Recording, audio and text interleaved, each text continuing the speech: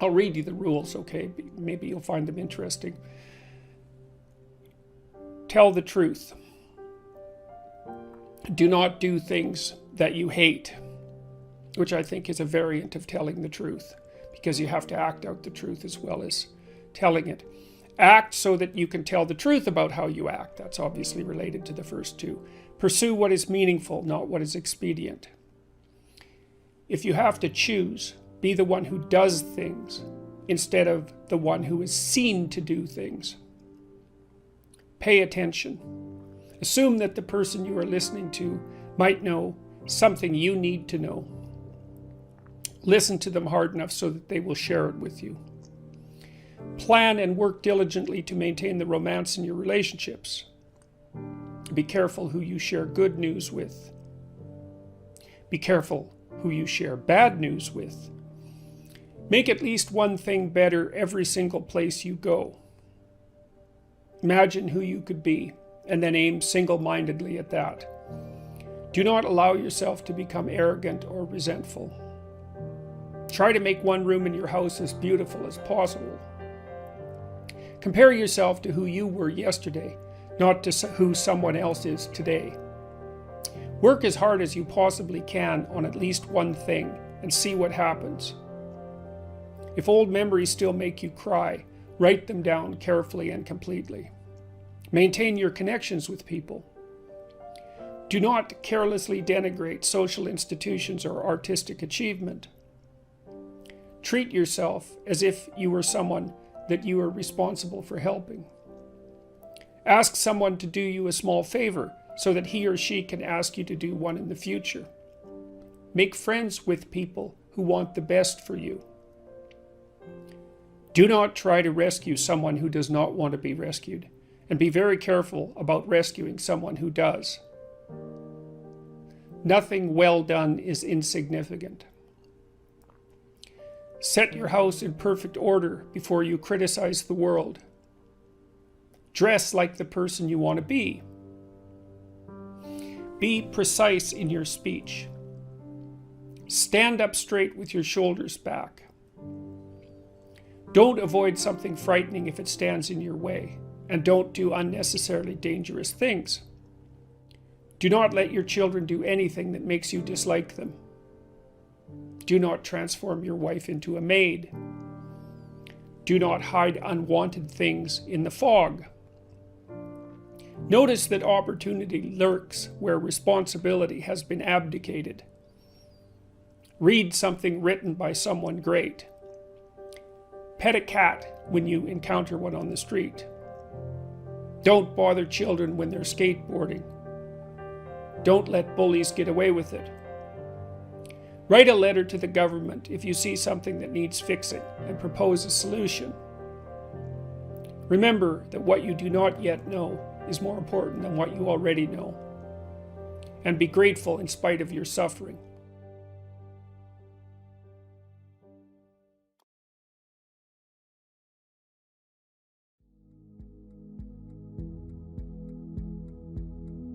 It's not neutral to not make sense of things. It's very anxiety-provoking. It's very depressing because if things are so chaotic that you can't get a handle on them, your body defaults into emergency preparation mode and your heart rate goes up and your immune system stops working and like you burn yourself out, you age rapidly because you're surrounded by nothing you can control. It's that's an existential crisis, right? It's anxiety-provoking and depressing, very hard on people. And even more than that, it turns out that the way that we're constructed neurophysiologically is that we don't experience any positive emotion unless we have an aim and we can see ourselves progressing towards that aim. It isn't precisely attaining the aim that makes us happy. As you all know if you've ever attained anything, because as soon as you attain it, then the whole little game ends. Then you have to come up with another game, right? So it's Sisyphus. And that's okay, but it does show that the attainment can't be the thing that drives you because it collapses the game. That's what happens when you graduate from university. It's like you're king of the mountain for one day, and then you're like serf at Starbucks for the next 5 years, you know? So, yeah. So what happens is that human beings are weird creatures because we're much more activated by having an aim and moving towards it than we are by attainment. And what that means is you have to have an aim. And that means you have to have an interpretation. And it also means that the nobler the aim, that's one way of thinking about it, the better your life. And that's a really interesting thing to know because, you've heard ever since you were tiny that you should act like a good person and you shouldn't lie, for example. And you might think, well, why the hell should I act like a good person and why not lie? Even a 3-year-old can ask that question because smart kids learn to lie earlier, by the way. And they think, well, why not twist the fabric of reality so that it serves your specific short-term needs? That's a great question. Why not do that? Why act morally? If you can get away with something and it brings you closer to something you want, well, why not do it? These are good questions. It's not self-evident. Well, it seems to me tied in with what I just mentioned. It's like you destabilize yourself and things become chaotic. That's not good. And if you don't have a noble aim, then you have nothing but shallow, trivial pleasures, and they don't sustain you. And that's not good because life is so difficult, it's so much suffering, it's so complex. It ends and everyone dies and it's painful. It's like without a noble aim, how can you withstand any of that?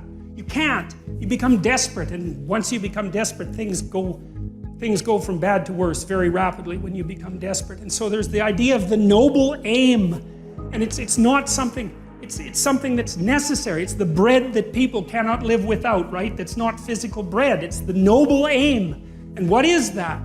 Well, it was encapsulated in part in the story of Marduk. It's to pay attention. It's to speak properly. It's to confront chaos. It's to make a better world. It's something like that. And that's enough of a noble aim so that you can stand up without, cringing at the very thought of your own existence so that you can do something that's worthwhile to justify your wretched position on the planet. What you're looking for in a text, and in the world for that matter, is sufficient order and direction. So then we have to think, well, what does sufficient order and direction means? Well, you don't want to suffer so much that your life is unbearable, right? That just seems self-evident. Pain argues for itself. I think of pain as the fundamental reality because no one disputes it, right? Even if you say that you don't believe in pain, it doesn't help when you're in pain. You still believe in it, right? You can't pry it up with logic and rationality. It just stands forth as what the fundament of existence, and that's actually quite useful to know. Say, well, you don't want any more of that than is absolutely necessary. And I think that's self-evident. And then you say, well, wait a minute, it's more complicated than that.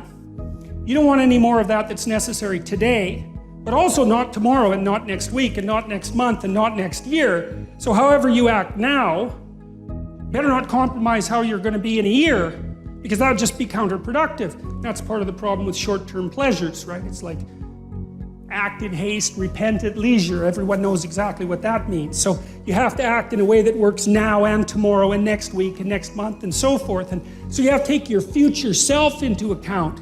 And human beings can do that. And taking your future self into account isn't much different than taking other people into account, right? Because I remember there's this Simpson episode, and Homer downs a quart of mayonnaise and vodka.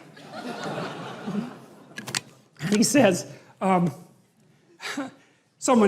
says, you shouldn't really do that. And Homer says, that's a problem for future Homer. I'm sure glad I'm not that guy.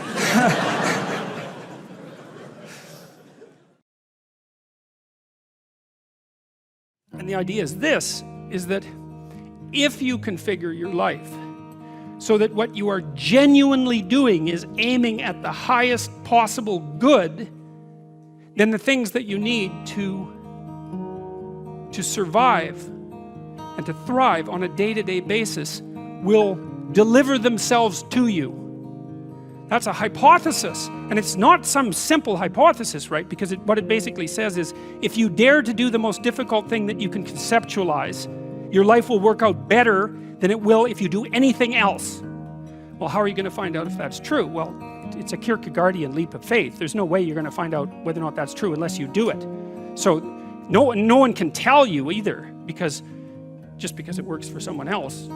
That's interesting and all that, but it's no proof that it'll work for you. You have to be all in this game. And so the idea is, seek ye first the kingdom of God and his righteousness. It's like, that's actually a fairly important caution when you're talking about not having to pay attention to what you're going to eat or what you're going to wear. It's like, what it's essentially saying is that those problems are trivial in comparison.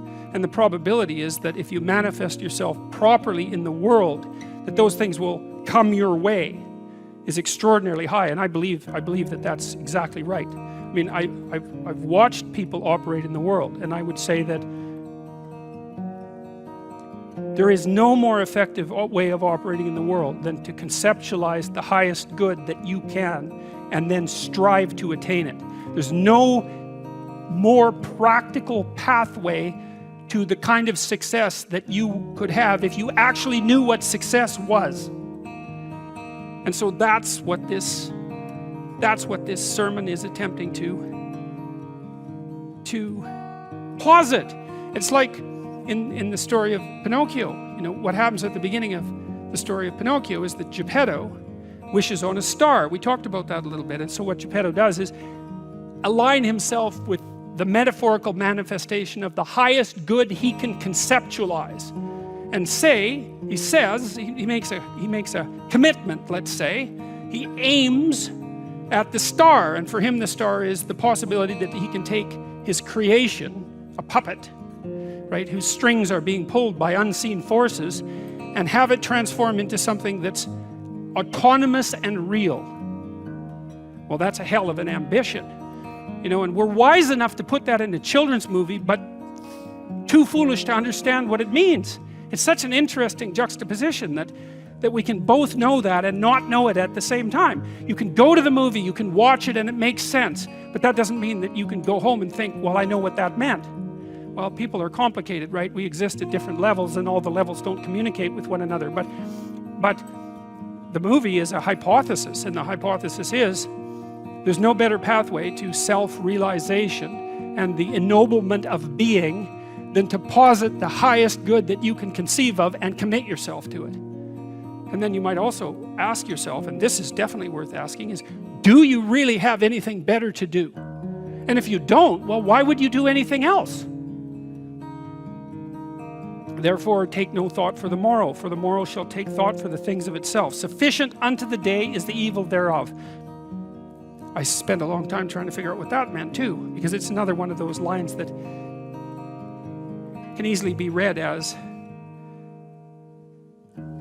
pro-grasshopper and anti-ant. You know, you remember the old fable of the grasshopper and the ant? The ant works and the grasshopper fiddles, and the ant has a pretty good time in the winter and the grasshopper dies.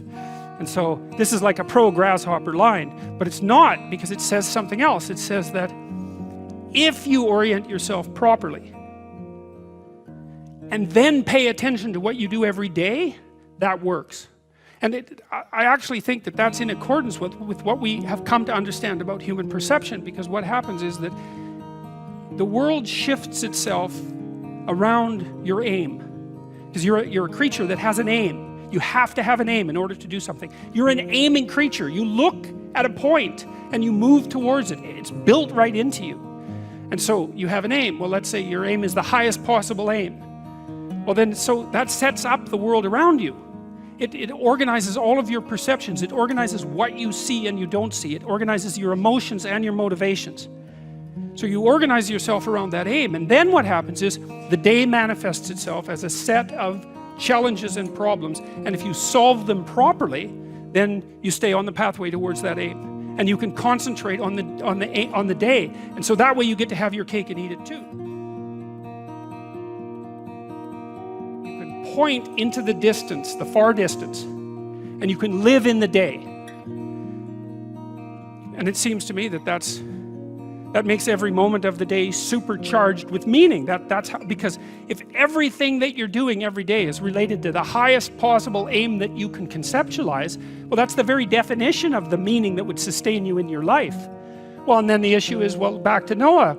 Well, all hell's about to break loose and chaos is coming. It's like when that's happening in your life, you might want to be doing something that you regard as truly worthwhile, because that's what will keep you afloat when everything is flooded.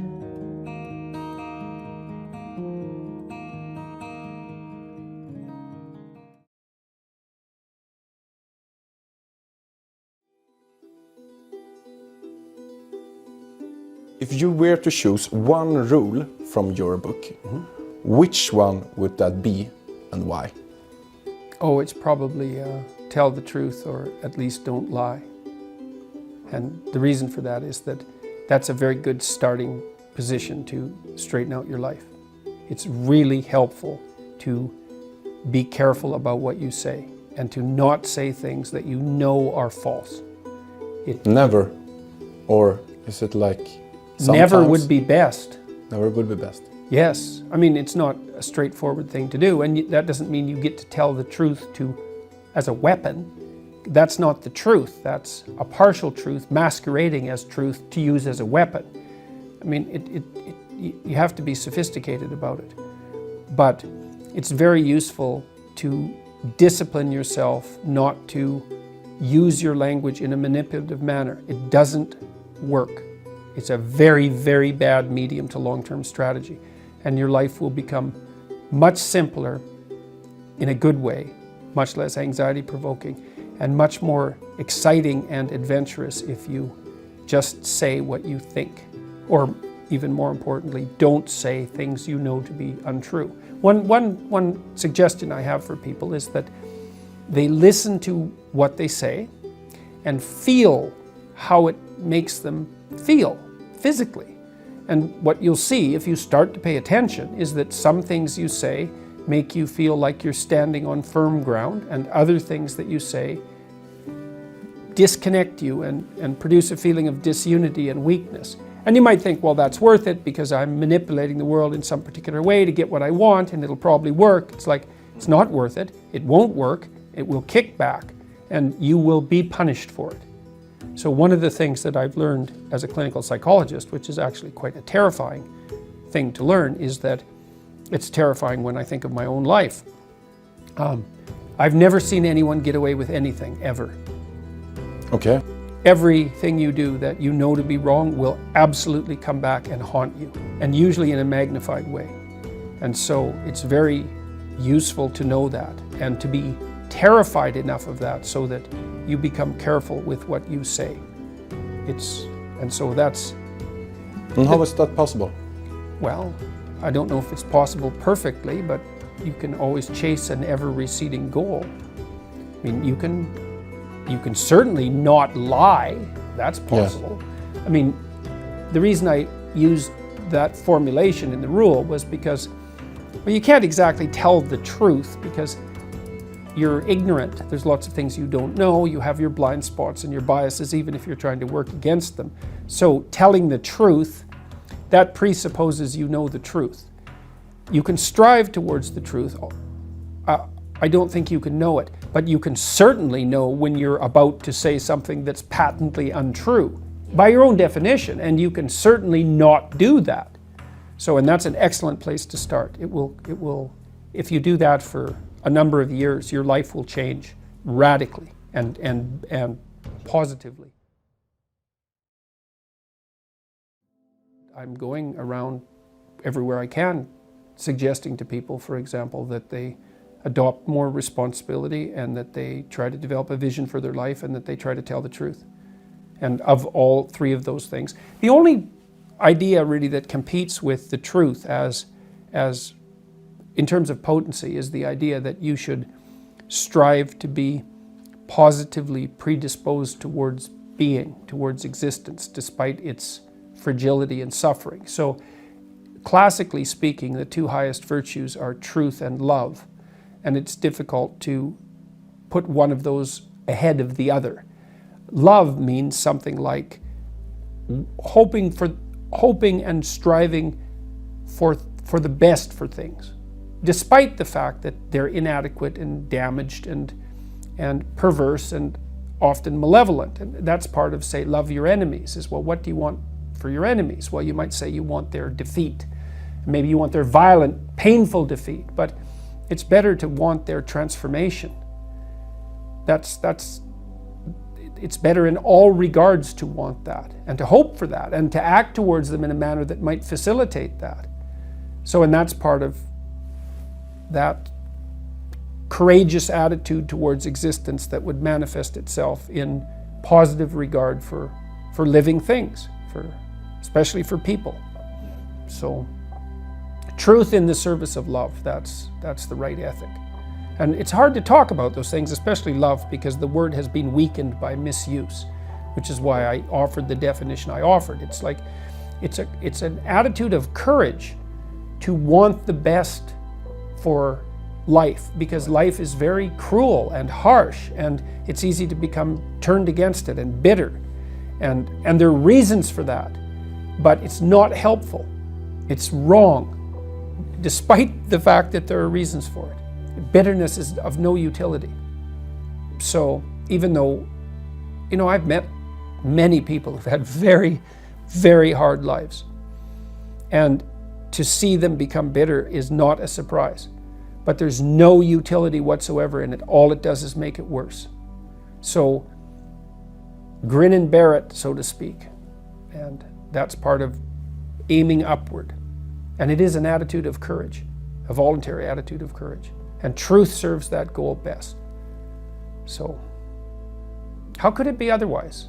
You can think about, you have an option. You can either have reality on your side or against you. If you abide by the truth, then you have reality on your side. You have reality against you. It's like you think you're going to come out ahead in that dispute? You only think that if you've developed a certain amount of arrogance, which is also another very dangerous thing. I can get away with it. It's like, no, you can't. You are so outmatched by reality that there's no contest. What makes the difference between people who can succeed and can't? Oh, there's a lot of differences. I mean, it takes a lot of rare traits, generally speaking, to push you in the direction of success. It also depends on what you mean by success. So we could do this two ways. We could go after classical success. Discipline, that's extraordinarily useful. Intelligence, that's very useful. The marriage of those two, I mean, if you have two people who are equally intelligent and one works twice as hard as the other, then the one who works twice as hard is much more likely to be successful. Creativity is another useful attribute. Reciprocity, the ability to reciprocate, that's unbelievably useful. Almost all the people I know who are successful have very broad, well-functioning social networks. So even if they don't know how to do something, they know someone who knows how to do it. And they've maintained their relationships with those people, and they've done it with integrity. So they're trusted. So they have a network of trusted people around them who are highly competent. And so there's an ethical aspect to that, because you don't gather a group of highly useful people around you to trade with unless they trust you. And so honesty is a huge part of it. And I mean, I've seen people go into companies that were failing very dramatically. Competent people go in, and with nothing other than their competence and their honesty, turn the companies around completely. And that's very interesting to watch, and I've consulted in situations where that's been the case. So honesty is I think the only real natural resource, apart from air, is honesty. It's the basis for wealth, because if two people treat each other honestly, they can take each other at their word, and then they can cooperate. Otherwise, like if I can't trust you, God only knows what you're up to. You're so complicated that we can't do something simple and straightforward and directed together, because we're going to spend all of our time trying to figure out what in the world is going on. And this is partly why so much poverty in the world is actually generated by corruption, rather than an absolute lack of material, an absolute lack of material. Corruption is a force that produces poverty like nothing else. How important is hard work? Oh, very important, especially at the uppermost pinnacles of different careers, because as you move up a hierarchy of competence, let's say, you surround yourself by people who are more and more like you, right? They have everything you have, right? And so maybe at the utmost pinnacle, you need a combination of 10 rare things, and you better be firing on all cylinders, on all 10 dimensions, because otherwise someone else will obtain the position. So the higher up you go in whatever you do, the more crucial it is that you do everything that you're doing right. People get taken out. You know, you see people very frequently, entertainers, for example, very, very talented people, and disciplined even. And, you know, and very social too. Social, sure, exactly. And they have a drinking problem, for example, and they're done. They're done. It takes them out, often when they're 27. So those are all. But trustworthiness is a huge part of it. You have to be able to take someone at their word.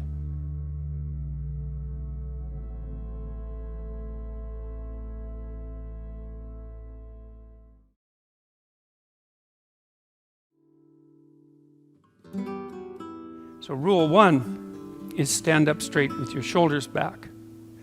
And rule 2 is treat yourself like you're someone responsible for helping. And number 3, which is very tightly associated with number 2, they're sort of variations on a theme, is make friends with those people who want the best for you. And by the way, these last 2 rules aren't injunctions designed to make your life easier. They're actually injunctions designed to make your life more difficult. Kierkegaard said at one point that his role in life, given that everything was proceeding to become easier and easier in all possible ways, that there would come a time when people would cry out for difficulty. And so that's partly how he envisioned his role in the world, interestingly enough, as a universal benefactor of mankind who would strive to do nothing other than to make life more difficult for everyone. Right, and so rule 2 and 3 are like that, because treat yourself as if you're someone responsible for helping isn't the same as be nice to yourself. It's not that. And to associate with people who want the best for you means that they get to demand the best from you. And that's also not an easy thing. Rule 4 is compare yourself to who you were yesterday and not to who someone else is today. And that's an injunction about envy, right? It's easy. You need people you need things that are above you, because you need to do something worthwhile with your life. You need something to aim at, but one of the consequences of that is that you can become envious of people that you believe have attained more in a deserved or undeserved manner, and that can make you bitter.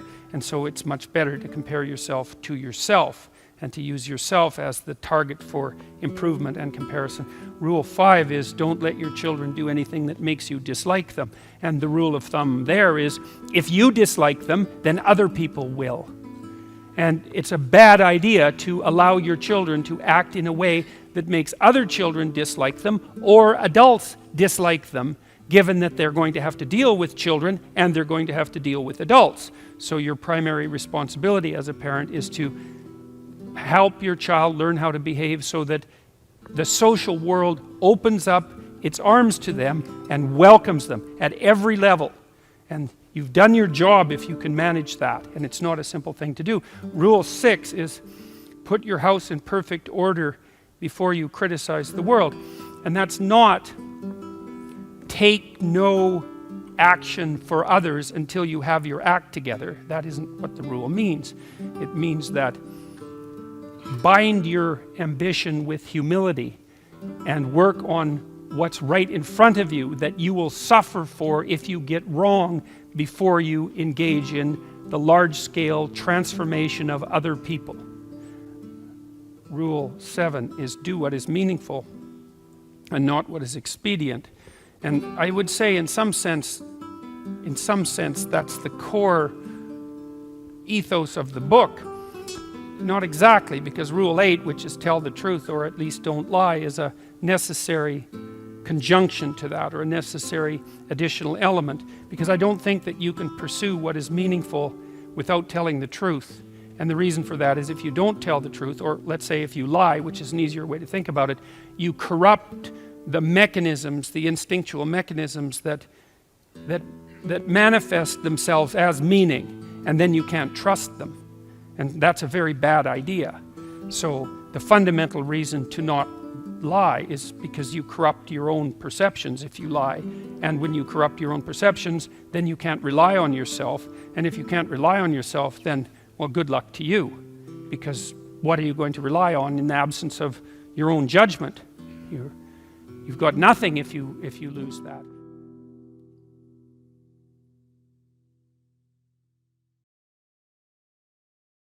Rule 9. Assume that the person that you're listening to knows something you don't. And that's not so much a mark of respect for the person, although it is that. It's a mark of recognition of your own unbearable ignorance. You know, one of the things you have to do in life, you have to decide what's more important, what you know or what you don't know. First of all, there's a lot of what you don't know. And so if you make friends with that, if you decide that's important, then, well, that's a good thing, because you're going to be surrounded by what you don't know your entire life. And so if you're appreciative of that, then that's going to make things go better for you. But the other element of that is, well, why should you be appreciative of what you don't know? And the answer to that is, well, you shouldn't. If your life is absolutely perfect in every way, you have exactly what you need and want, you've put everything in order around you, then what you know is sufficient. But if you believe that things could still be put right around you in your own personal life, and with regard to the effect that you have on other people, then obviously what you don't yet know is more important than what you do know, and you should be paying attention to find out what you don't know at every possible moment. And if you're fortunate, when you have a conversation with someone and you're actually interested in what they say, then even if they're not very good at communicating, even if they're awkward, or even if they display a certain amount of enmity towards you, there's always the possibility that they might tell you something you don't know, in which case you can walk away from the conversation less ignorant and corrupt than you were when you started the conversation. And if your life isn't everything that you would like it to be, then being slightly less ignorant and corrupt is probably a good thing. And so Rule 10 is be precise in your speech.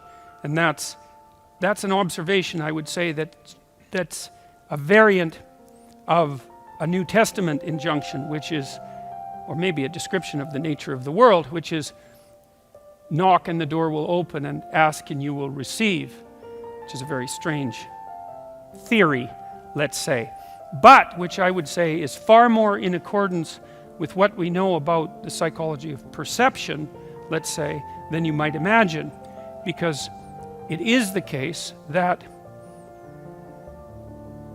you don't get what you don't aim at. You might get what you do aim at, and your aim might get better as you aim as well, which is something to consider. If you specify the nature of if you specify the nature of the being that you want to bring into being, then you radically increase the probability that that's what will occur. And of course you all know that, because you regard yourself, at least to some degree, as active creative agents, right? Your fundamental attitude towards yourself, at least in the manner that you act towards yourself, is that you wake up in the morning and you have a landscape of possibilities that lay themselves open to you, and you make choices between those possibilities and determine in consequence how the world is going to manifest itself. So you confront a field of potential, that's a good way of thinking about it, and through your choices you determine which elements of that potential are going to concretize themselves into the real world. And you are very unhappy with yourself if you don't do that properly, and you're very unhappy with other people if they don't do that properly, and you're very unhappy with other people if they don't treat you like that's what you're like. Because part of what you demand from people, let's say, in terms of sheer civility, is that they act towards you as if you're the locus of voluntary choice in a world of potential. And you upbraid each other for that as well. If you have children and parents, your parents will say to you, if you're fortunate, you're not living up to your potential, which is actually a compliment in a sense, even though it's also a judgment. And the compliment is, I know perfectly well that you could be more than you are.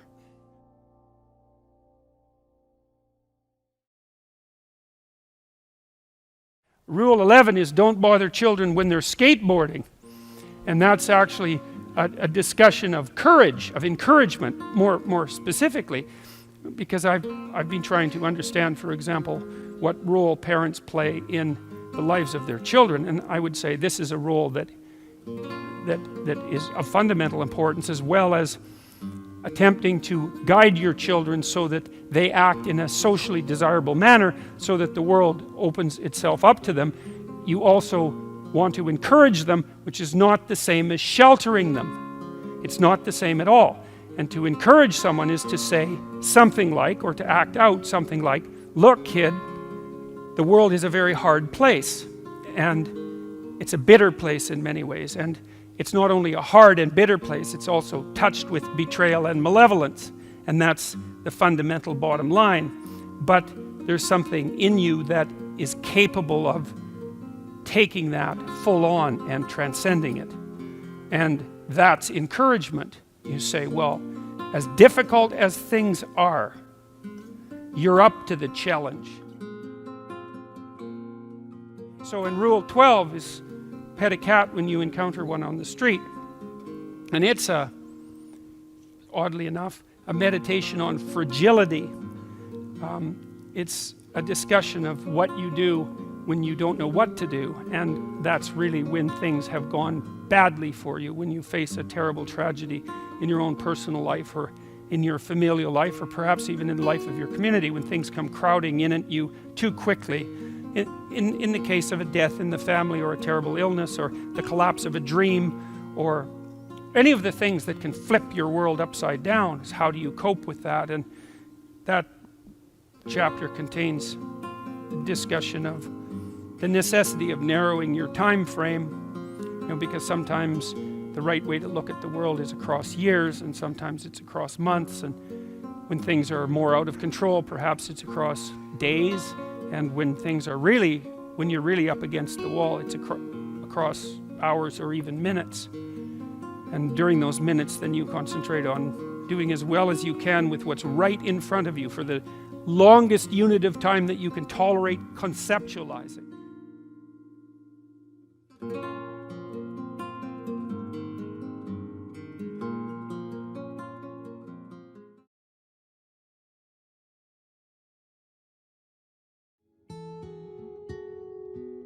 Part of your goal, if you want to take your place in the hierarchy properly, is to be a good person. And that was the argument I was trying to make in the chapter. Not that you're supposed to be like the most brutal crustacean on the block. It's so foolish. It was Kathy Newman, I think, that asked me in the UK. So you're saying that human society should be organized along the lines of lobsters.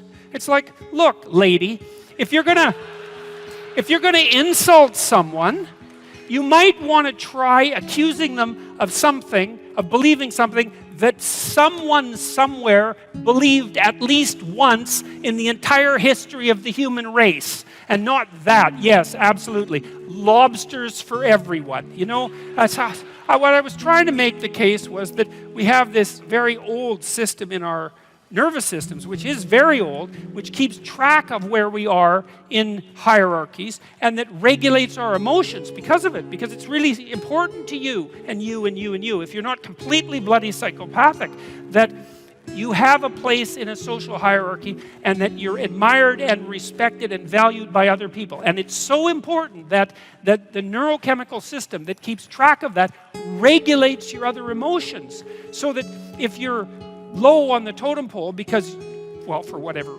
the reason happens to be, sometimes you deserve it, sometimes it's accidental, sometimes you've been hurt. There's lots of ways that this can happen. Your serotonin levels plummet like a defeated lobster, and then you feel way more negative emotion about everything and way less positive emotion about everything. And that's absolutely dreadful.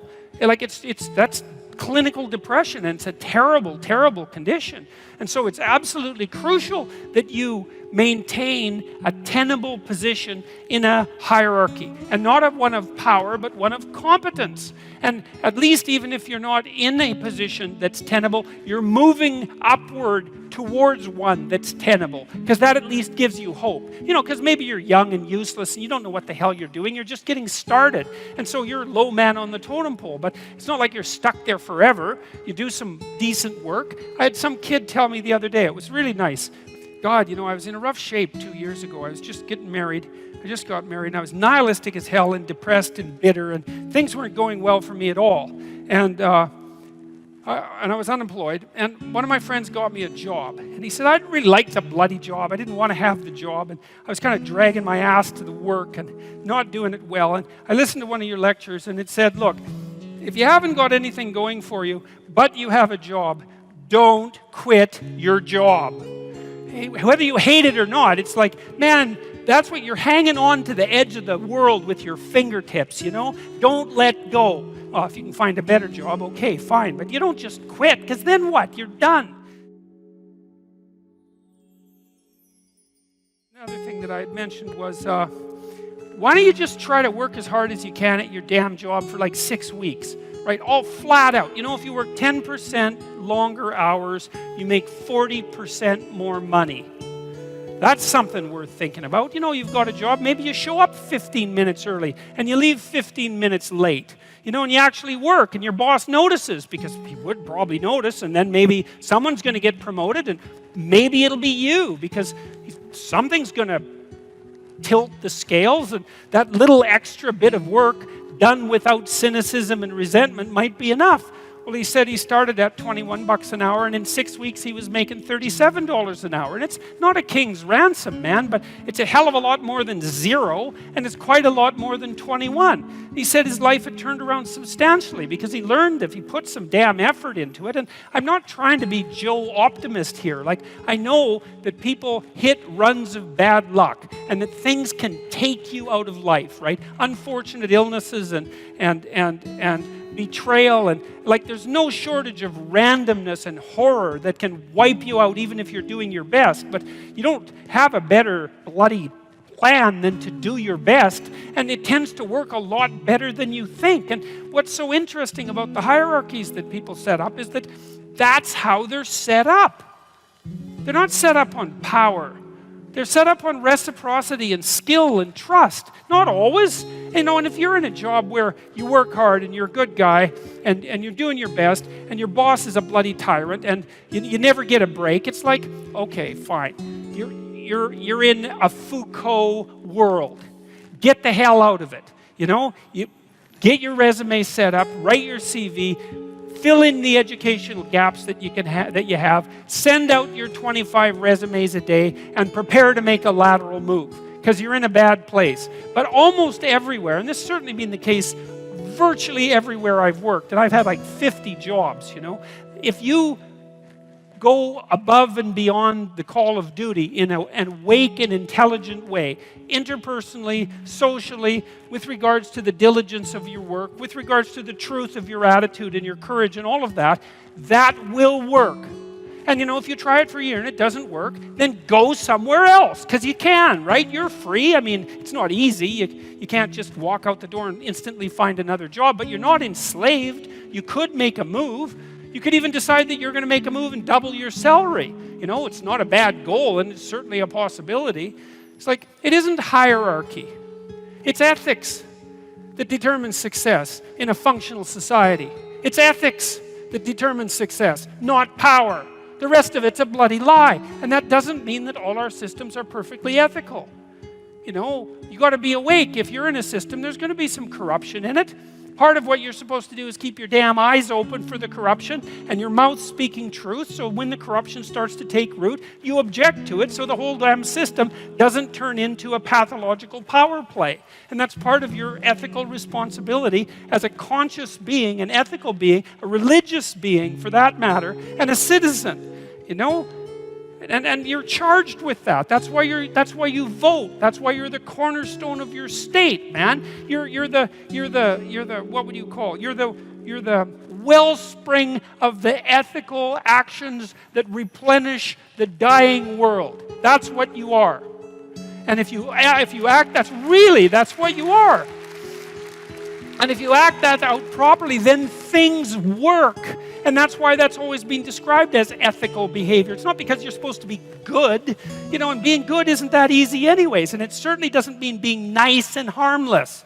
It's not an easy thing to be good. You have to be tough as a damn boot to be good, because you have to stand your ground when you need to stand your ground, and you have to be able to say no when it's time to say no, and you have to mean it. And so then you have to think and plan strategically so that when you're going to say no, you can mean it and it will stick. You know, and that takes a certain amount of integrated malevolence, I would say. And once it's integrated, it's not malevolence, it's strength. It's strength of character. It's the ability to stand your ground. And you have to cultivate that.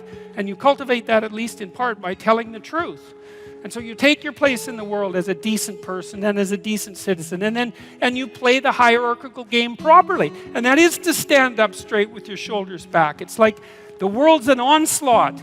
You've got the tyranny of culture to deal with. You've got the catastrophe of nature. You've got your own damn malevolence and ignorance, right? All coming at you. Plus the incredible, complicated, indeterminate potential of the future. That's all coming at you, and it's all your responsibility. And you can cringe away from it and be afraid of it and be victimized by it and be bitter and cynical about it. And no wonder, because it can be painful. Or you can turn around and you can say, man, bring it on, because there's more to me than there is to the catastrophe.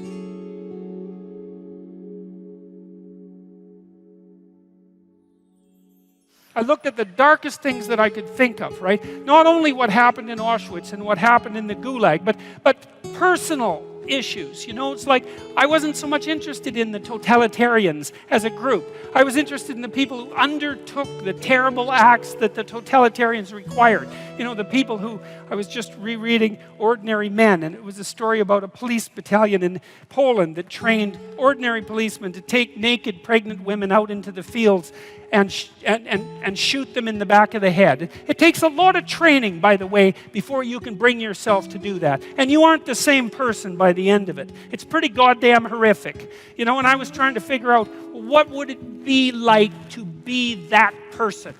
Because we are that person.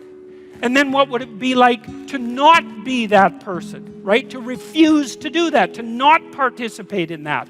You know, and what I discovered by making that totalitarian proclivity personal was that there's more to us than there is to the horror.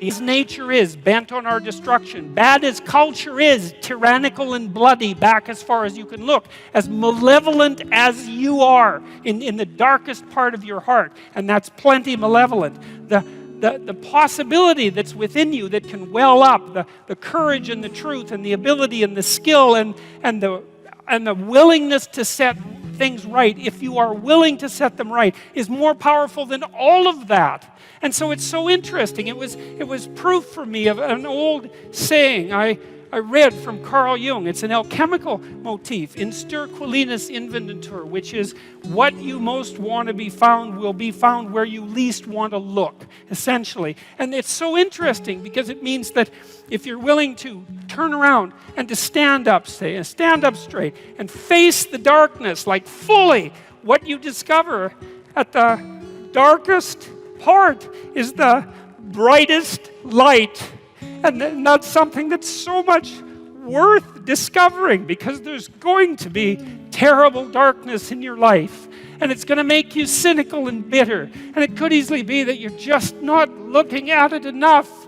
Because if you looked at it enough and you didn't shy away and you brought everything you had to bear on it, you'd find that there was more to you than there was to the horror.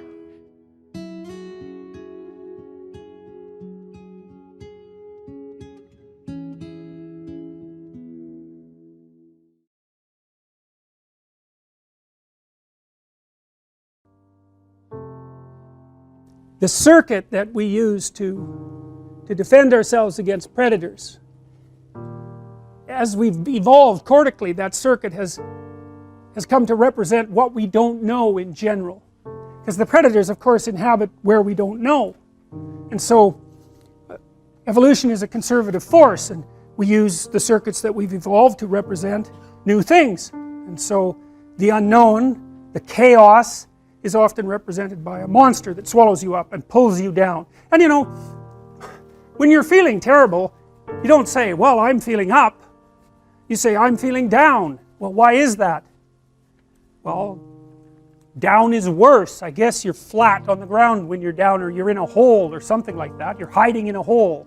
You know, it's down. And you're threatened by something, you know. Maybe you're threatened by your own inadequacy. That might be part of it. Maybe that's partly what you imagine as a monstrous force, because, you know, your proclivity towards procrastination and your weakness of character is part and parcel of why you happen to be in the underworld. And that's the underworld, the mythological underworld. That's where you go when things fall apart. And if you understand that, if you know that that's what that means, then you have one of the keys that opens up ancient stories to you, and you understand things.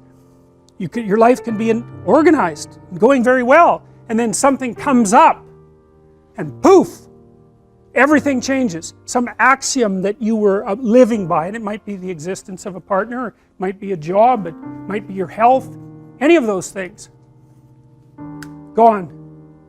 And you go somewhere when that happens. You go somewhere. It's a state of being. You're still in the same world, but it's not the same at all anymore. Everything about it is different. It's all negative and dark, and you don't know what to do. You're confused.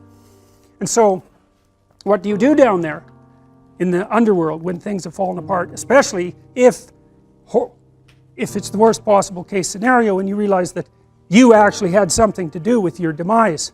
That's really annoying, you know, when something bad happens to you and then, you know, you grind yourself into bits trying to figure out what the hell happened, and then you realize that, well, you were playing a causal role. Now, sometimes you're so depressed you assume you're playing a causal role and you weren't. It's not easy to figure out by any stretch of the imagination, and it isn't that everyone who does something terrible is at fault for it, but sometimes you find that you were off the path somehow, and maybe even that you knew it and that you didn't attend to it, and that's why all of this hit the fan. And so then down there in that chaos, you decide that you're going to do what you're supposed to do instead. And then maybe you get to rise up again, renewed, if you're lucky, and then you can go fix the city. And that's what this story's about. And that's why I picked the image to represent the course, because really what happens, you see, with the psychoanalysts, the road to health, if you're not doing well, which means that as you act in the world you're not getting what you want, there's something wrong with the match between your presuppositions and your actions, habitual, and the way the world is responding to you. And so it's not turning out for you. And the question is, well, what can you do about that? And one answer might be to examine yourself for presuppositions and action patterns that are not serving you well, and to find out what they are and what to do about them. And maybe some of that is, maybe you're not moving forward because of fear, and maybe that fear is grounded in terrible experiences that you had in the past that you've never been able to understand.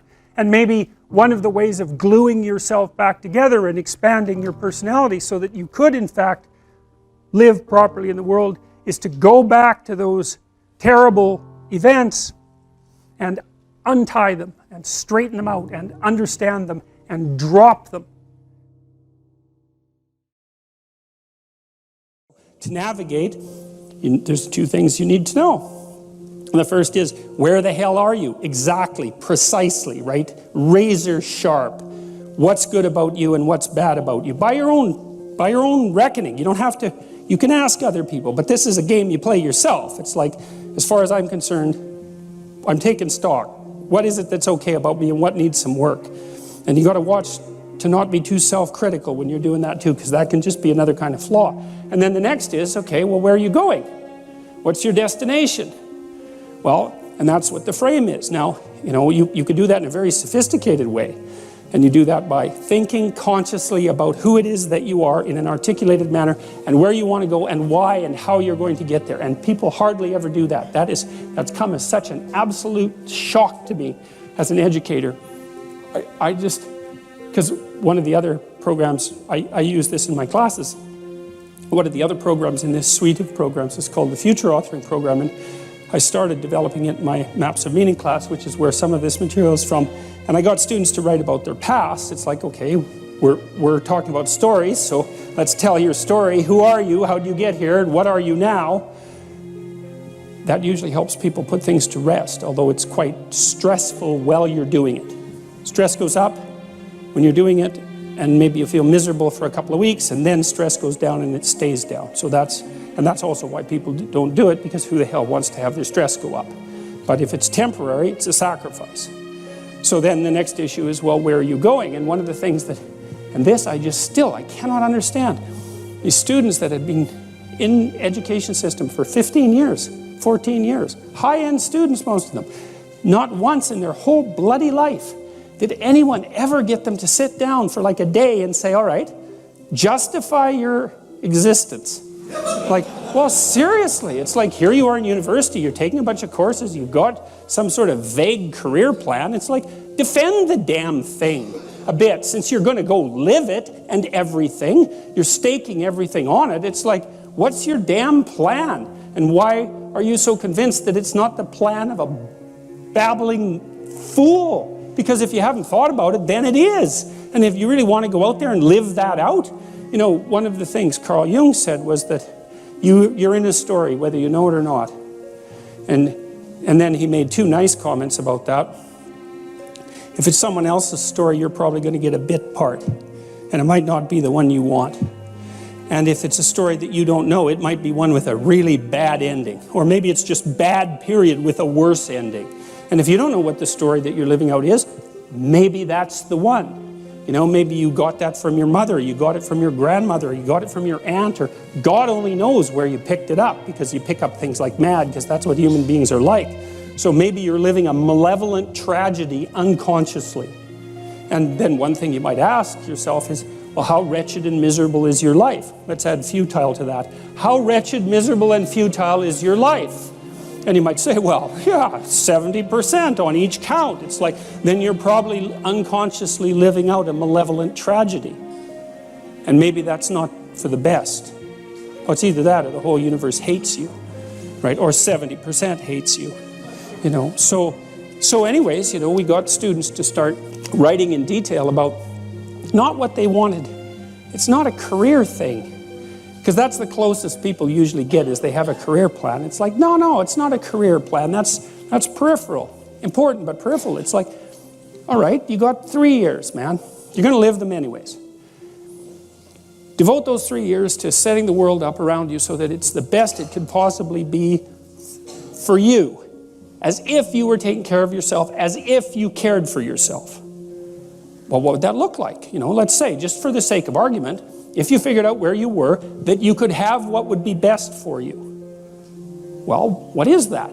I bet you never asked. People don't ask. And so life comes at them like random snakes, and they sort of fend them off. And life goes by, and things don't work out the way people expected them to. But a huge part of that is they didn't know where they were because they wouldn't look, or didn't know that they should look. Ignorance and willful blindness, right? Two great catastrophes. And they never figured out where they wanted to go or why. Now, there's a problem with figuring out where you want to go. And the problem is that you make your conditions for failure clear to yourself. And people don't like that.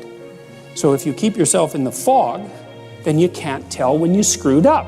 Now, that isn't so good, because you're still screwing up. You're just too blind, self-blind to notice. Although in the short term, that's less painful. If you make your criteria for success razor sharp, then you know every time you screw up. But that's great, because then you could fix it. You could either repair the behavioral inadequacy or the conceptual inadequacy that you're using as a tool in that situation, or maybe you could adjust your damn plan. Either way, you can fix it. If you don't do that, if you don't do it consciously, and this is what the psychoanalysts pointed out, is that you have innumerable quasi-autonomous subsystems that make you up that will generate stories impulsively, and you'll just act them out. And you know that because you watch yourself over 2 weeks and you think, Jesus, I did a lot of stupid things in the last 2 weeks. And you think, why? And it's because you're a collection of somewhat random, quasi-autonomous personality units, and lacking a leader, they're just going to fire off whenever they want, you know. First you're hungry, then you're thirsty, then you want to go to bed with your wife, you know. Then you want to sleep in, then you want to tell your boss off, then you want to curse at the guy that cuts you off in traffic. It's like, you're kind of like a 2-year-old, you know, just it's one emotional frame after another vying for dominance. There's no overarching hierarchy, and there's no king at the top.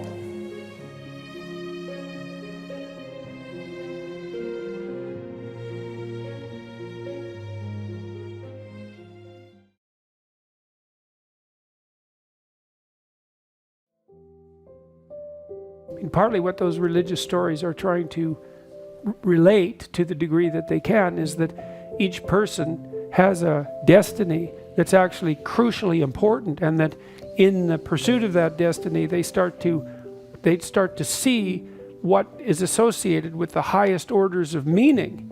One of the reasons that I believe that each person should take their place in life, and that this is so important for each individual, is that we all have that potential residing within us, and it has the possibility of making the world more like hell or more like heaven.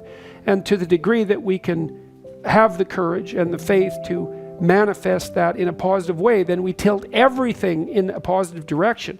And that's not some naive sort of namby-pamby positive direction where everyone's nice to each other all the time. That's like the ongoing march of civilization that makes the world, that feeds people and cures disease and helps take care of children and keeps suffering under bay and keeps malevolence in check.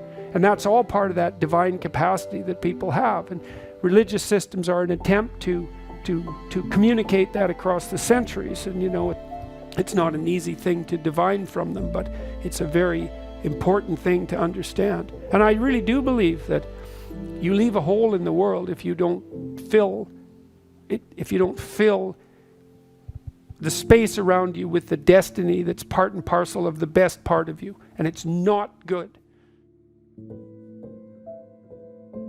You have to have a sense of, you have to have two senses. You have to have a sense of how terrible the world is and could be.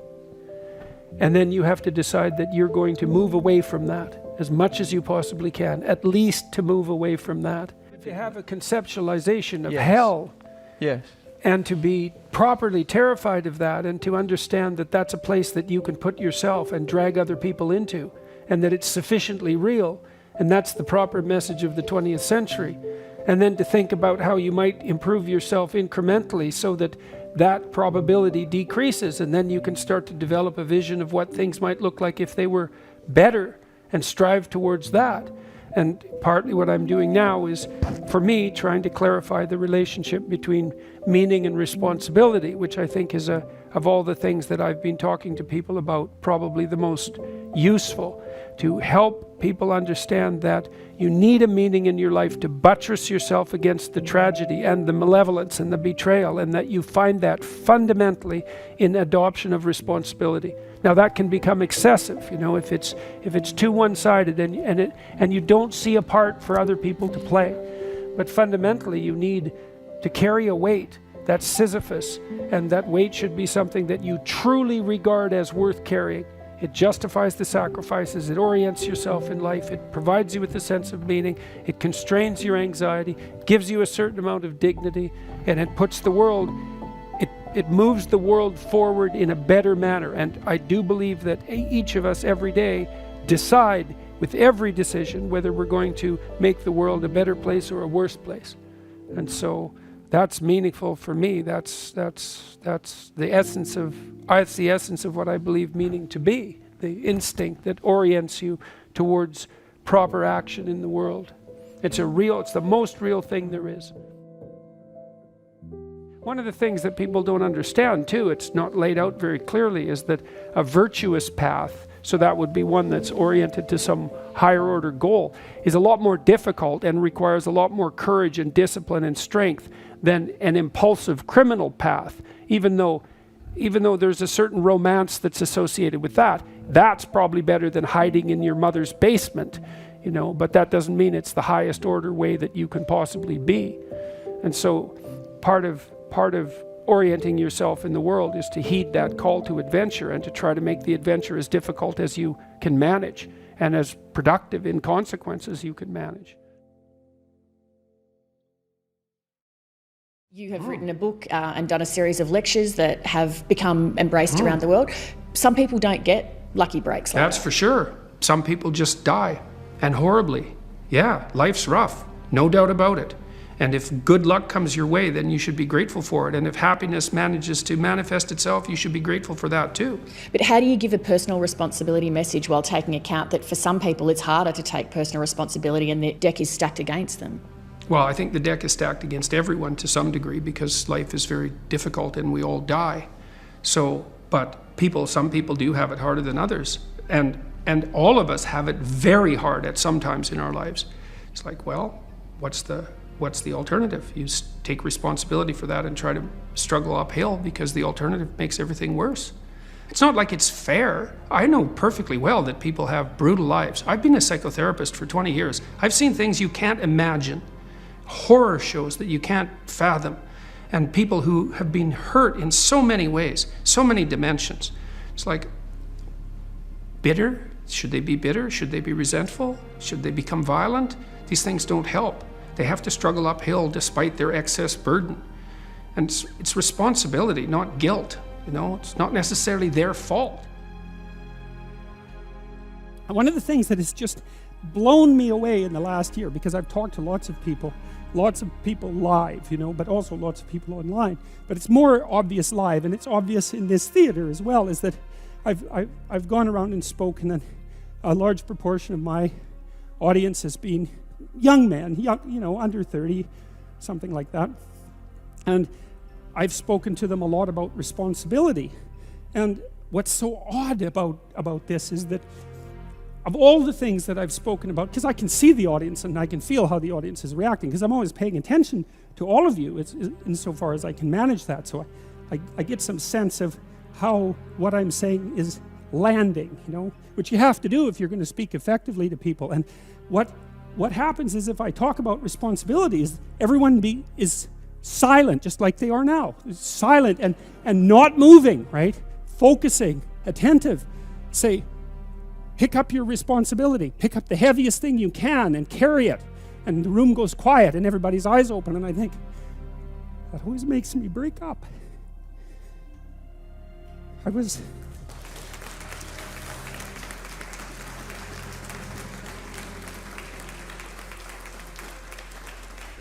don't know why. I was speaking to an English journalist today who was going to write an article in Spectator magazine, and I was talking about this, and at the same point in the discussion, I had the same emotional reaction. I don't really understand it.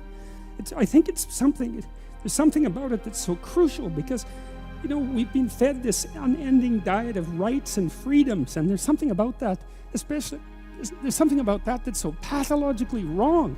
And people are starving for the antidote, and the antidote is truth and responsibility, right? And it isn't because that's what you should do in some I know better or someone knows better for you what you should do sense. It's that's the secret to a meaningful life, and without a meaningful life, then all you have is suffering and nihilism and despair and all of that, and self-contempt, and that's not good. And so it's necessary for men to stand up and take responsibility, and they all know that and are starving for that message. And the message is more that that's also a good thing, to stand up and take responsibility, because you're cursed so much now from when you're young with this notion that your active engagement with the world is part of what is destroying and undermining the planet and adding to the tyranny of the social systems. It's like, how about not so much of that, hey? Because it's too soul deadening. It's anti-human right to the core. And my sense instead is that, you know, if you were able to reveal the best of yourself to you in the world, that you would be an overwhelming force for good, and that whatever errors might be made along the way would wash out in the works. And that's the other thing that you see in the Abrahamic stories, because Abraham is not a perfect person by any stretch of the imagination. He's a real person, and he makes mistakes, but it doesn't matter. The overarching narrative is, you know, maintain your covenant with God, and despite your inadequacies, then not only will you prevail, but your descendants will prevail. It's like, great, that's really good news, you know. So it's been really something to see that in the stories.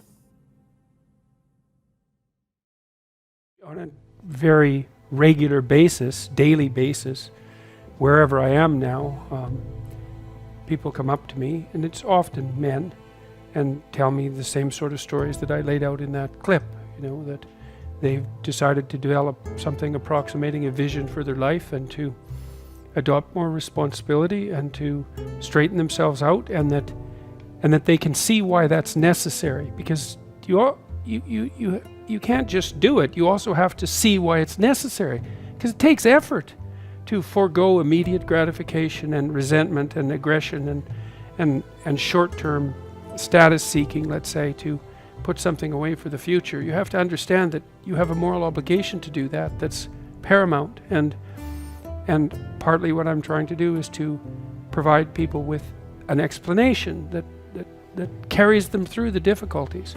Because I do believe that every person who doesn't bring forth their potential into the world leaves a gap that's filled by something that's not good, and not good for anyone, not good for them, not good for their families, not good for the culture, and it's a real problem. And I believe that is the case for every single person.